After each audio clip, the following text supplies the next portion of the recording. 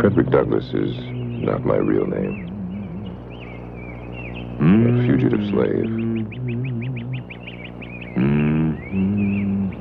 What year I was born, I do not know. My mother and I were separated when I was still too young to know her as my mother. As a child, I knew indescribable hunger. I remember fighting with yard dogs for scraps of food, thrown away as garbage. I've often been utterly astonished to hear persons who speak of the singing of the slave as evidence of his contentment and happiness. This is a terrible mistake. The songs of the slave represent the sorrows of his heart. I've sat on Kennard's Wharf at the foot of Philpott Street in Baltimore, and I've seen men and women chained and put on a ship to go to New Orleans. Fredrick. Still hear their cries.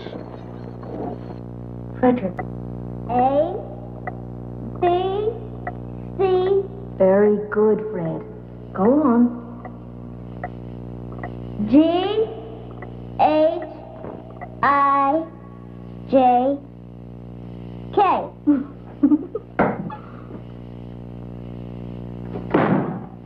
What in God's name do you think you're doing?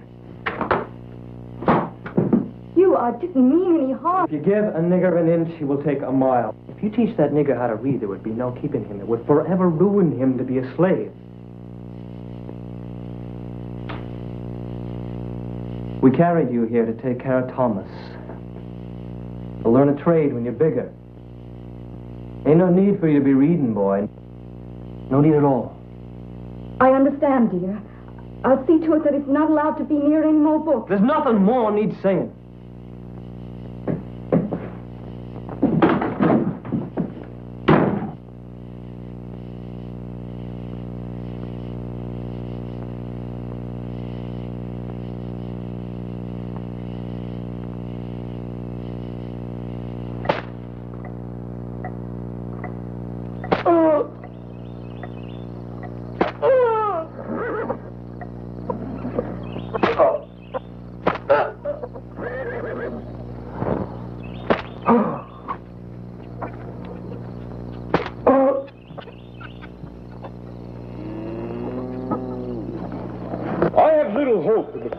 Slave by peaceful means.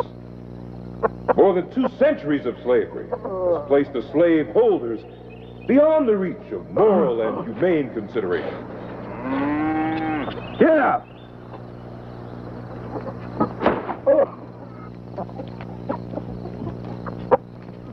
The only penetrable point of a tyrant is fear of death. So you mean to resist me, a scoundrel?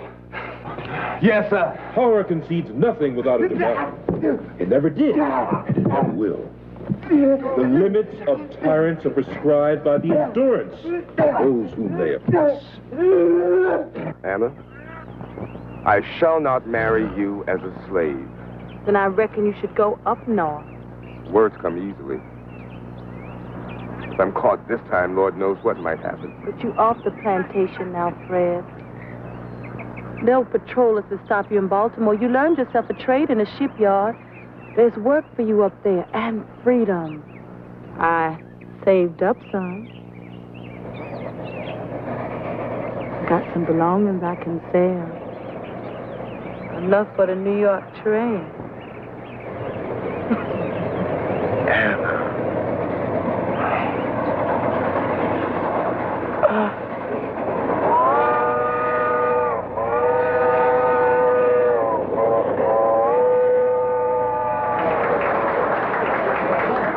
Fredrick Douglass is joined us. Please, come up and share your thoughts with us. Mr. Coffin, I'm not very used to speaking like this. Just speak, Fred.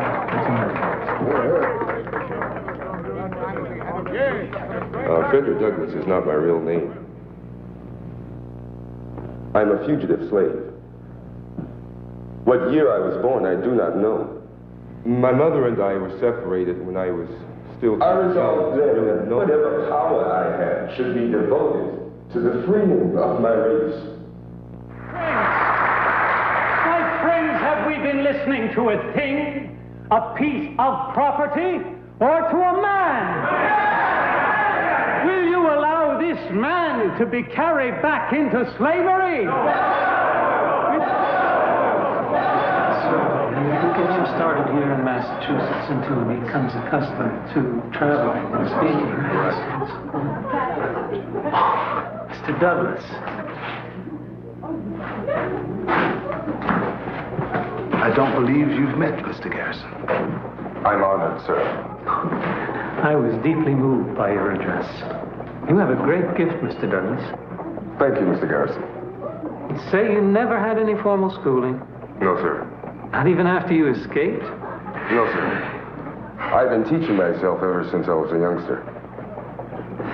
Amazing. Impressive. Really is. Mr. Douglas, Mr. Collins and Mr. Raymond and I were just discussing your becoming an agent for the society.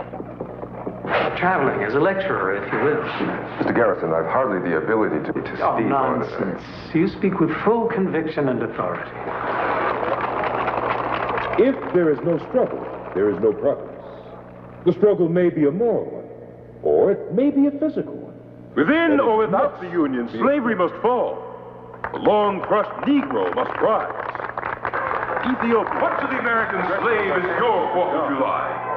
There's not a nation on the earth guilty of practices more shocking and bloody than are the people of the United States at this very hour.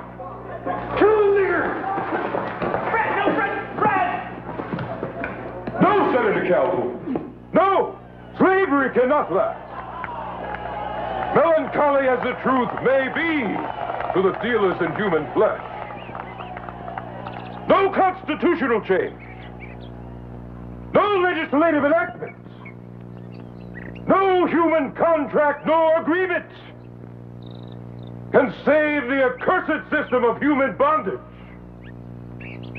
from the death and decay to which God and nature have doomed it. Bravo!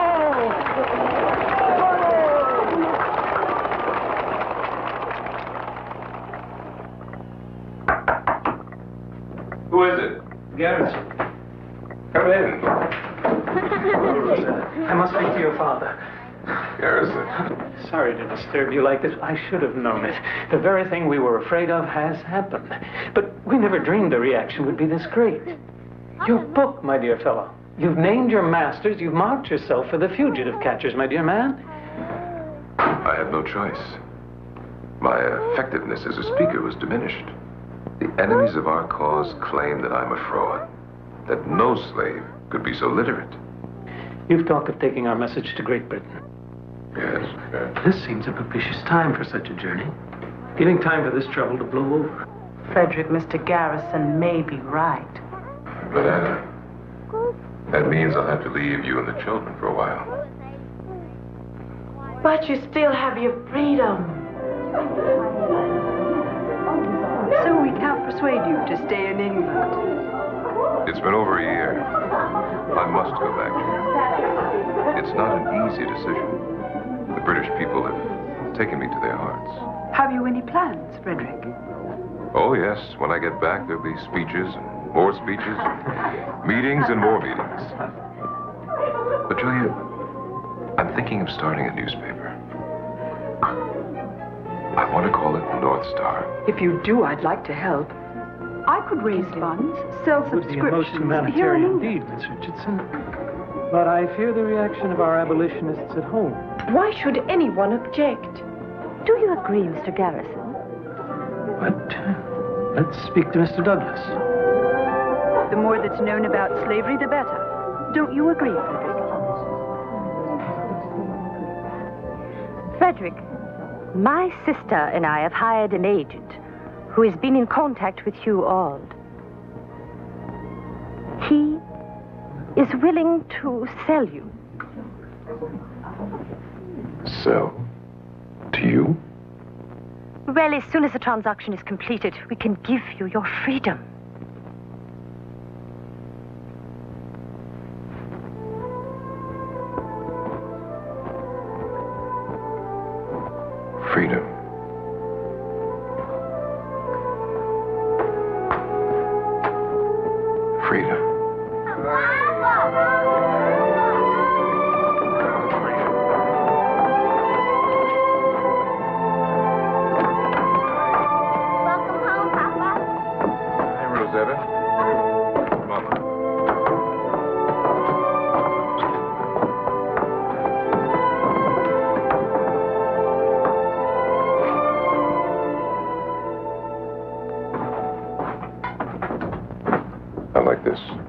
That's good, David. Thank you very much.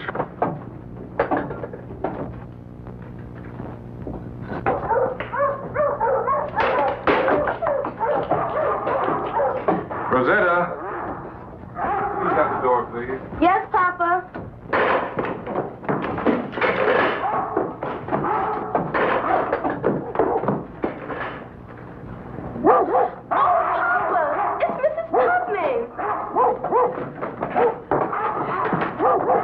Harriet!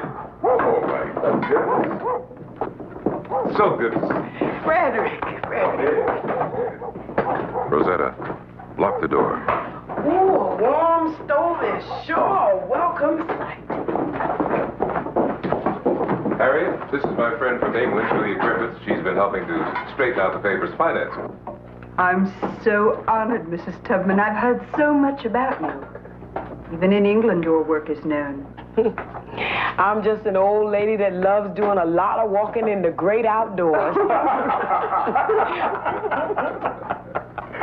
Most times at night. And she's fond of bloodhounds, too. Wherever I go, I hear folks talking about John Brown. Brown, we're indebted to you for your deeds in Kansas. They say you freed over 100 slaves. Several hundred. We escaped just ahead of the, shall we say, friendly posse. Douglas, my words are for your ears only. What do you mean by that? I intend to seize Harper's Ferry. I want you at my side. Seize the town? Yes. First, we'll capture the army arsenal. Then we'll hold the leading citizens hostage until the slaves are freed. But don't you see, you can't fight the entire United States Army alone. You and your men are overwhelmingly outnumbered. They'll annihilate you. But this mission will arouse all America. It will force the people to take action against this damnable institution. John, you know I have supported and will continue to support you in all of your other efforts. But my dear friend, this scheme is doomed to failure.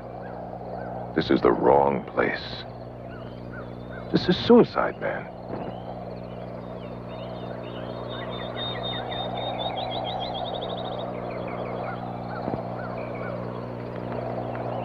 Whether we live or die, this deed must be done. Shields, for the love of God. Mr. Douglas, I believe I'll go with the old man.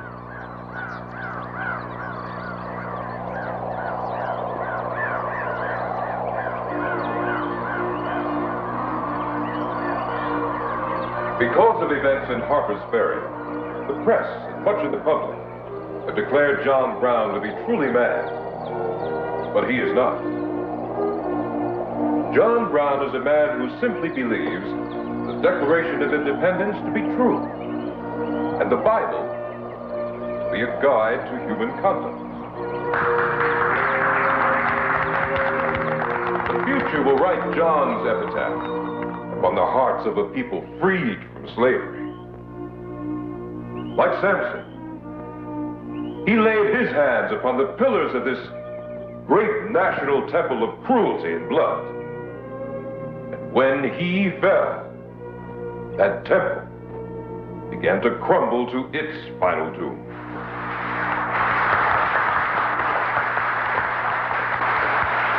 Mr. Douglas, a word with you, please. Come, walk with me, sir.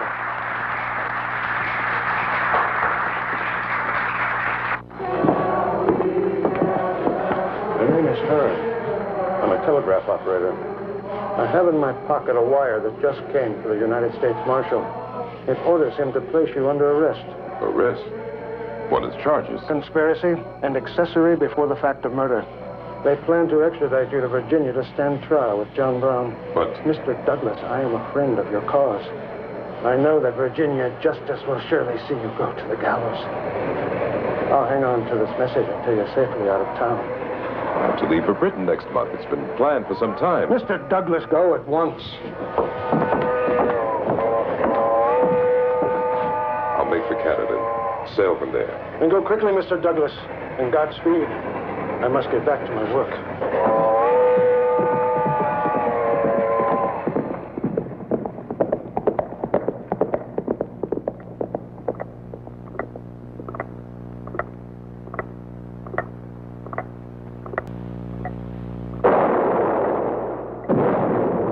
Let us stop the war on the soil upon which it originated, and among the rebels and traitors who originated it.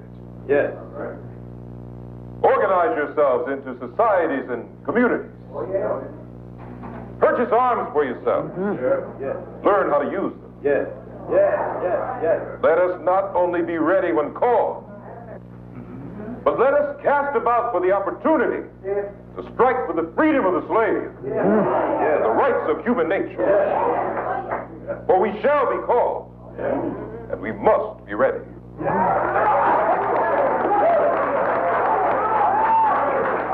Thank you. Thank you, sir, for consenting to this visit. Mr. Douglas, your reputation precedes you. We appreciate your efforts in recruiting so many Negro troops. Now, tell me your concerns. To put it bluntly, Mr. President, our Negro soldiers are receiving inferior arms, inferior training, lower pay, and in other ways are being unfairly treated by the Union Army, and when captured by the Confederates, are murdered in cold blood. Mr. President, the Negro soldier is willing to fight and die in this great war. But he must receive some sign from this administration that he simply isn't exchanging one form of oppression for another. Mr. Douglas,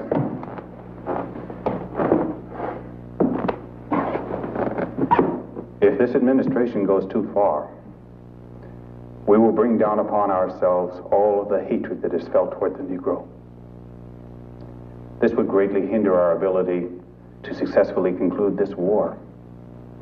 For we, both of us, have much to gain in this regard. Let us pray that this family is never separated again. Well, what happens now, Papa? Now that our people are free? There are papers that supposedly set us free, Louis.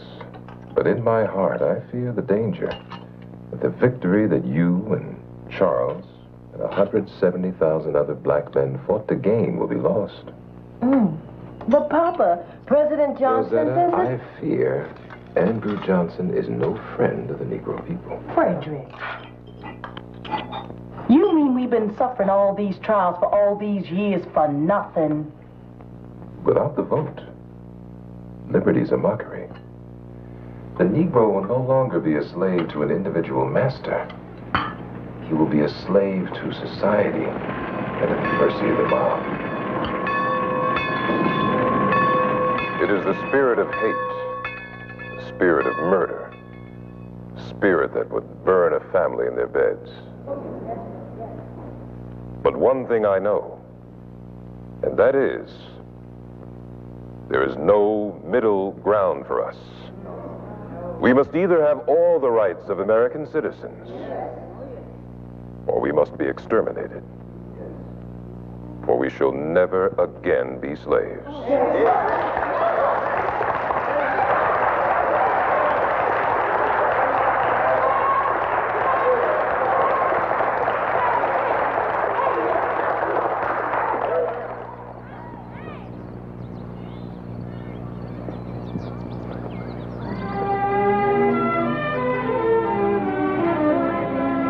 Do you like it, Anna? It's beautiful. Maybe a mite too grand. Well, President Hayes wouldn't have the United States Marshal for the District of Columbia living in a log cabin. Mr. Lincoln lived in a log cabin.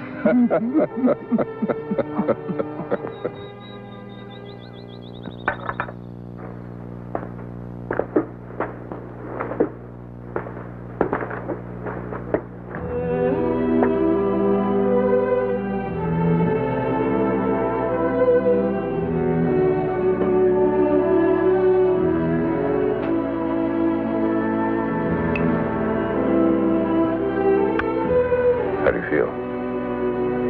About the same.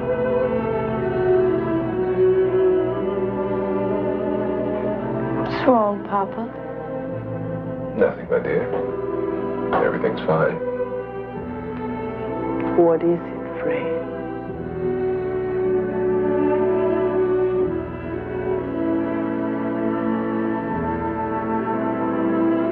I met with President Garfield today. First, he thanked me for supporting the party. And then he informed me I'm no longer the United States Marshal.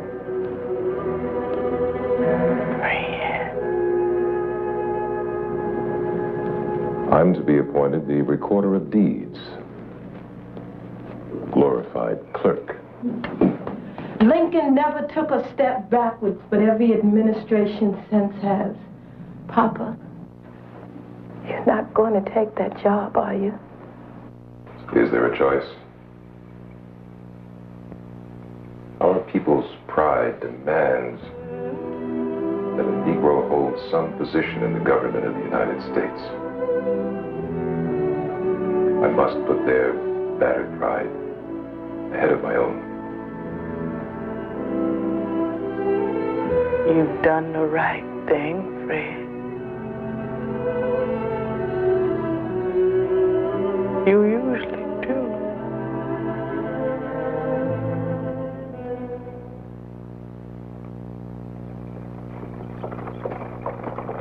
Papa. Papa, Miss Tubman is here. Harriet! Fredrick! My goodness. My goodness.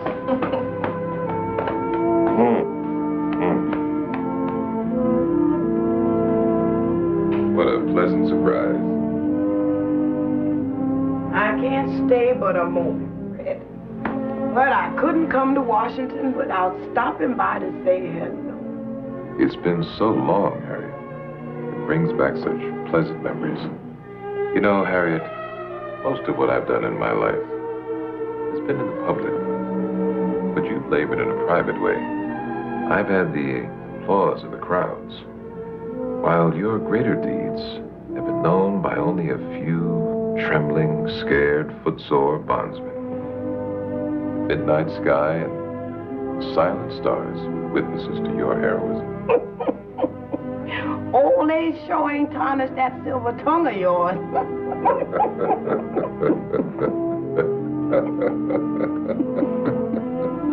You must be terribly lonely, Fredrick. With Anna gone and all the children grown up now. Lonely? Harriet, Anna was the anchor of my life for 40 years.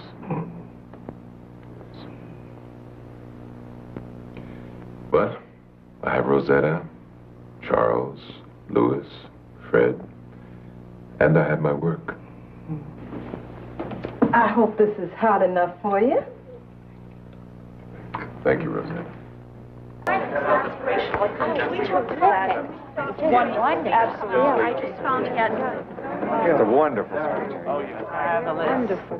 Here he is. Oh, where? Oh, there he is. Oh, there he is. Oh. May I have your signature? Thank you. May I have your autograph? I really enjoyed your speech, sir. It was very moving. Thank you.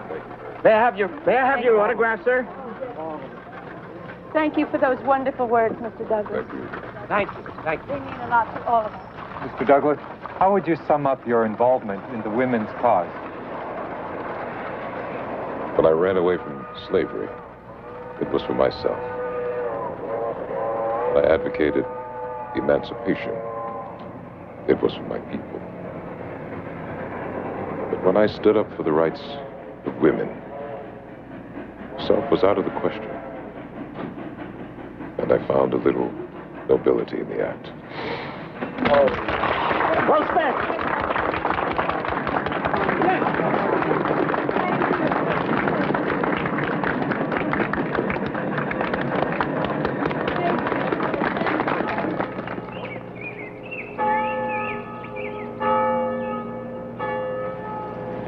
Hello, Mr. Douglas. Hello. I'm Martin Andrew. I heard you speak last week at Mount Olive. Oh, yes. That was an inspiring affair. Can I talk to you for a moment, Mr. Douglas? Well, Martin, I've just left one meeting. I barely have time for supper before I have to go off to another. Why don't you stop back by tomorrow afternoon? I'll have more than just a moment. But I just have one question. All right, just one. Well, sir, you lived in the old days when our people were slaves, and in the new times, both. But it seems like all those rights that we're supposed to have won are being taken away from us. What advice would you have for a young fella like me who wants all people to live in liberty and justice? Agitate, Martin.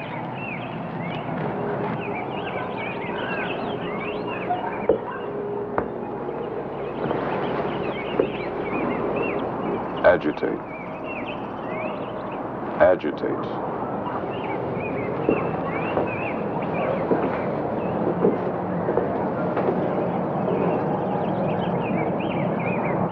Agitate.